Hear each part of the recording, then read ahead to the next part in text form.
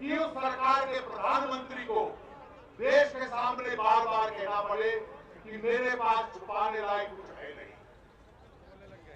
प्रधानमंत्री इतने डिफेंसिव हो गए हो कि इनको ये कहना पड़े, जिस जांच समिति की विपक्ष मांग कर रहा है मैं उसके सामने तो नहीं जाऊंगा, किसी अन्य जांच में जाकर मैं बयान देने को तैयार। क्या कारण है मित्रों कि आज इस कांग्रेस की सरकार को, डॉक्टर मनमोहन सिंह की सरकार की विश्वसनीयता जनता के सामने इतनी कम हो गई कि आज उस सरकार को इस प्रकार की परिस्थिति आ जाए कि पूरे देश के अंदर माहौल बन जाए कि जनता के सामने इतने बड़े घोटाले जनता के पैसे के इस सरकार ने किए।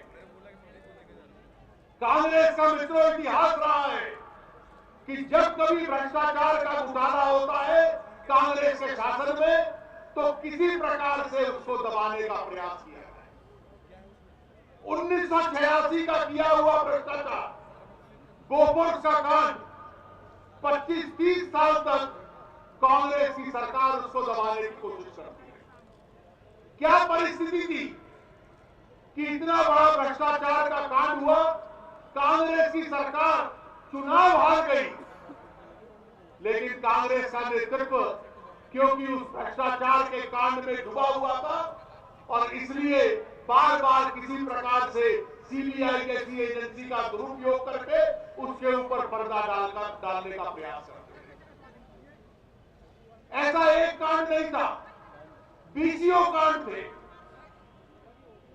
अगर 80 के दशक का प्रधानमंत्री कार्यालय बोफोर्स में था तो नरसिम्हा राव जी के परिवार तक पहुंच गया था, जो इतना बड़ा घोटाला हुआ जहां उनके परिवार के सदस्यों के खिलाफ भी मुकदमे चले। लेकिन पिछले कुछ वर्षों में जो हुआ वो पूरे देश के सामने हैरानी का विषय था। 2004 में जब पहली बार डॉक्टर मनमोहन सिंह प्रधानमंत्री बने थे तो सबसे पहला काम किया कि जब अपनी मंत्रिपरिषद बनाई थी तो 7 ऐसे दागी मंत्री जिनके खिलाफ मुकदमे चल रहे थे, भ्रष्टाचार के मुकदमे चल रहे थे, उनको अपनी मंत्रिपरिषद के अंदर शामिल कर दिया। पूरे देश में उस वक्त विरोध हुआ। कहां गई थी उस वक्त ईमानदारी की एक दुहाई? पहले वर्ष के अंदर इतना बड़ा बोलकर का कांड हो गया। विदेश नीति को एक प्रकार से बेचा जा रहा था। 2007 में ये जो 2G स्पेक्ट्रम का कांड है, ये क्या है? आज कांग्रेस के लोग देश को गुमराह करने के लिए बार बार बयान देते हैं। मित्रों, जब टेलीफोन का विभाग सरकारी क्षेत्र से निजी क्षेत्र के लिए खुला था तो याद करिए वो वक्त जब कांग्रेस की सरकार में 1 मिनट टेलीफोन पे बात करने के 16-17 रुपए लगते थे। ये परिस्थिति थी जब वाजपेयी जी की सरकार आई। वाजपेयी जी की सरकार ने अपने 6 साल के कार्यकाल में 3 ऐसे ऐतिहासिक निर्णय लिए थे जिसकी वजह से इस देश में जो टेलीफोन की सुविधा प्राप्त नहीं थी जनता को, वो आम आदमी तक पहुंच गई। वो वक्त था जिसको अंग्रेजी भाषा में कहते हैं टेलीडेंसिटी, कि 100 में से कितने लोगों के पास टेलीफोन है? 0.8 यानी 1% से कम के पास था। सेवा महंगी थी। वाजपेयी जी ने 3 निर्णय ऐसे लिए। पहला निर्णय ऐसा कि जो मुनाफा कमाएगी टेलीफोन की कंपनी, उसका एक हिस्सा सरकार के साथ उसको बांटना पड़ेगा। दूसरा निर्णय लिया कि विभिन्न प्रकार की तकनीक जो आ रही थी, टेक्नोलॉजी आ रही थी, उसके लिए इस विभाग को खोल दिया। और तीसरा निर्णय लिया कि जो कांग्रेस ने कहा था कि एक क्षेत्र के अंदर केवल 2 लोग टेलीफोन चलाएंगे, उसको खोल के विभिन्न लोगों को इसकी अनुमति दे दी। आज उसका ये असर है कि 1% से कम टेलीफोन आज इस देश की टेलीडेंसिटी 65% से आगे बढ़ चुकी है। वो वाजपेयी जी की उस सरकार के निर्णयों का असर था।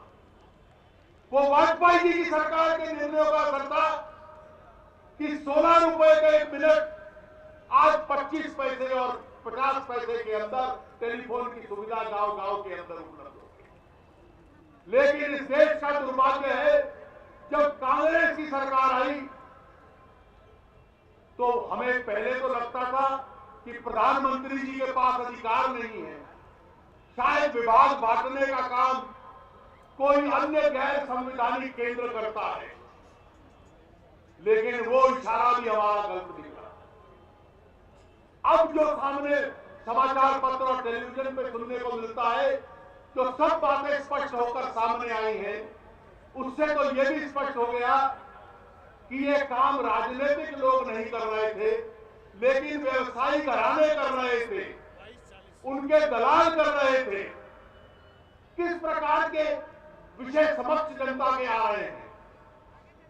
कौन से राजनीतिक दल को टेलीकॉम का विभाग दिया जाएगा, ये औद्योगिक घराने और दलाल तय कर रहे थे। उस राजनीतिक दल डीएमके में किस व्यक्ति को दिया जाएगा और किसको नहीं दिया जाएगा, ये भी फैसला औद्योगिक घराने और दलाल कर रहे थे।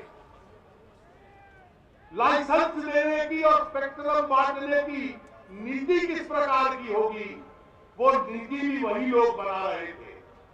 उस नीति को कार्यान्वित करने का काम भी वही लोग कर रहे थे। और इसका असर ये हुआ कि 2007 और 2008 में जब टेलीफोन की सेवा बढ़ चुकी थी, जब स्पेक्ट्रम की कीमत आसमान को छू रही थी, आपने 2001 के दाम के ऊपर अपने चुने हुए लोगों को वो बांट दिया। चयन प्रक्रिया में बेईमानी थी, जिस दाम के ऊपर दिया गया उसमें बेईमानी थी, और उसका असर यह हुआ कि जिन घरानों ने खरीदा वो कोई टेलीफोन चलाने वाले घराने नहीं थे, वो बिल्डर थे, रियल एस्टेट का काम करते थे। ये लाइसेंस और स्पेक्ट्रम लेकर विदेशी कंपनियों को बेचना आरंभ कर दिया, जिसकी नीलामी सरकार को करनी चाहिए थी। सरकार ने नीलामी नहीं की, सरकार ने अपने चहेता लोगों को दे दिया, कम दाम पे दे दिया, और वो लोग निजी नीलामी कर कर विदेशी कंपनियों को वो आगे बेच रहे थे, और एक एक रात के अंदर हजारों करोड़ रुपए वो लोग कमा रहे थे। इस देश के सीएजी ने कहा, कंट्रोलर ऑडिटर जनरल ने कहा कि 1,76,000 करोड़ का घाटा केवल इस भ्रष्टाचार की वजह से इस देश को हुआ। आज 2.5-3 वर्ष से एनडीए की ओर से, भारतीय जनता पार्टी की ओर से 2009 के चुनाव में और उसके बाद बार बार संसद में इस विषय को हम उठाते थे, कोई सुनने को तैयार नहीं था। अब तो लगता है कि मीडिया में लोग भी उस वक्त कम सुनने और लिखने को तैयार थे। उन व्यक्तियों को मंत्री बनाने में भी वो साथी लगे हुए थे। ये परिस्थिति उभर कर सामने आई है। आप वो कांड सुन लीजिए, इस देश की न्यायपालिका की क्या स्थिति है, इस देश के औद्योगिक घरानों की क्या स्थिति है, इस देश के मीडिया की क्या स्थिति है, इस देश का मंत्रिपरिषद कैसे बनता है, इस देश के मंत्रियों के बंटवारे के कामकाज के कैसे होते हैं। देश की हर लोकतांत्रिक संस्था उसके स्वास्थ्य को लेकर, उसकी ईमानदारी को लेकर चिंता का विषय बन जाता है। और आज हमारी मांग क्या है, जब सब स्वीकार कर रहे हैं कि बेईमानी हुई, केवल स्पेक्ट्रम घोटाले की बेईमानी नहीं, इतना बड़ा अंतरराष्ट्रीय खेल हुआ कॉमनवेल्थ गेम का, ये केवल कांग्रेस की नालायक सरकार थी कि एक नकारात्मक भावना इतने बड़े अंतरराष्ट्रीय खेल प्रतियोगिता के आसपास बन जाए, बेईमानी उसमें हो जाए। और आज हमारी मांग क्या है, ईमानदारी से इसकी जांच कर लो। पिछले 7 वर्षों में जो सीबीआई की हालत कांग्रेस सरकार ने की है, कोई एक आदमी खड़ा होकर ये नहीं कह सकता कि सीबीआई ईमानदारी से जांच करने की परिस्थिति में है। सीबीसी जो सीबीआई की नियुक्तियां करता है, सरकार के भीतर ईमानदारी रहे इसका फैसला करता है। जब सीबीसी का चयन हो रहा था तो बेचारी सुषमा जी बैठी हुई विरोध कर रही थी, कम से कम इस पद के ऊपर तो बेईमान आदमी को मत बिठाओ। आज सुप्रीम कोर्ट पूछ रहा है, मीडिया पूछ रहा है, पूरा देश पूछ रहा है कि वो नियुक्ति तो निजी तौर पर प्रधानमंत्री डॉक्टर मनमोहन सिंह जी आपने स्वयं की थी। अगर प्रधानमंत्री के पास छुपाने लायक कोई विषय नहीं है तो इस बात का जवाब दे दें कि एक बेईमान आदमी को लाकर जिसके खिलाफ मुकदमा चल रहा था उसको सीबीसी आपने कैसे बनाया। प्रधानमंत्री जी इस बात का जवाब दे दें कि इस देश की सीबीआई को भ्रष्ट करने में कौन सा प्रधानमंत्री ऐसा है जिसकी भूमिका सबसे प्रखर रही। प्रधानमंत्री जी इस बात का जवाब दे दें कि टेलीकॉम का विभाग किसके कहने पर श्री ए राजा को आपने दिया था। प्रधानमंत्री जी इस बात का जवाब दे दें कि जब ये कांड 3 साल पहले हो रहा था तो आप चुप क्यों थे, आप दूसरी दिशा में क्यों देखने लग पड़े थे। प्रधानमंत्री जी इस बात का जवाब दे दें कि जब बार बार ये विषय मीडिया में या संसद में आता था तो 3 साल में आपने अपनी उंगली भी उठाने का काम नहीं किया था, उस व्यक्ति को पद से हटाने का काम नहीं किया था। मित्रों, अगर विपक्ष संसद की कार्रवाई को न रोकता तो यह भी सच्चाई है कि श्री ए राजा अपने पद के ऊपर आज भी बने हुए होते, आज भी सीबीआई के छापे ना पड़ रहे होते और आज भी ये सरकार और प्रधानमंत्री जो कटघरे में खड़े हैं वो उस कटघरे के अंदर खड़े ना होते। आज इसकी जांच कौन करेगा?